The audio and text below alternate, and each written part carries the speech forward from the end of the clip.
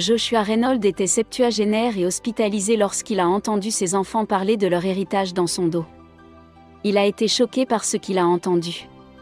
Ce qu'il a fait, en réponse, a enseigné à tous les patients de l'hôpital une précieuse leçon de vie.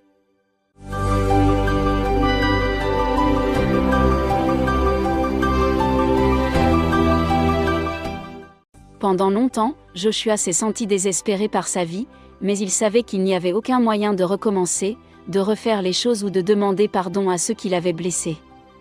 Qu'il le veuille ou non, il a donc choisi de vivre une vie mouvementée sans regretter les années passées. Bien qu'il ait connu des chagrins et des espoirs immérités, il y a eu aussi beaucoup de bonheur dans sa vie.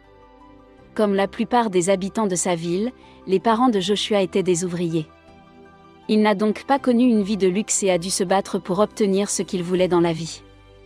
Il s'est marié très tôt après avoir rencontré Nora par hasard. Elle était une simple étudiante studieuse qui a grandi dans une famille intellectuelle où les deux parents étaient enseignants et consacraient leur vie entière à transmettre leur savoir. Il prenait bien soin de sa femme, qui était souvent attentive et totalement plongée dans l'écriture de ses livres, mais elle appréciait grandement ses soins et l'appelait son ange gardien depuis des décennies. Personne dans la famille n'a été surpris lorsque la carrière de Nora a décollé. Ses livres sont appréciés des lecteurs et sont publiés en nombre croissant. Bientôt, le couple quitte son modeste appartement et achète une belle maison de campagne où Nora trouve le calme et la tranquillité dont elle a besoin pour écrire.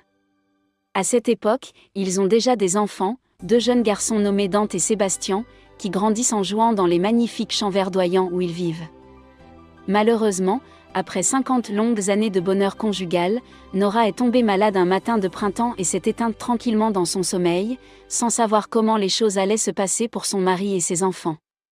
Entre-temps, Dante et Sébastien avaient déjà formé leur propre ménage avec leurs épouses et leurs enfants respectifs. Après la mort de sa femme, Joshua s'est retrouvé seul, il ne savait pas quoi faire de lui-même ni où mettre son énergie maintenant qu'il avait perdu sa compagne de toujours à l'âge de 78 ans. Il savait que vivre seul ne serait pas facile.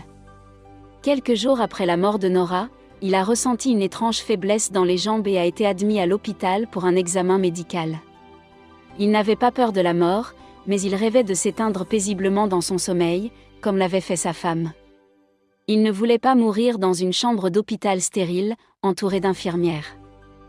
Dante et Sébastien allèrent rendre visite à leur père et le trouvèrent de bonne humeur. « Bonjour, mon père.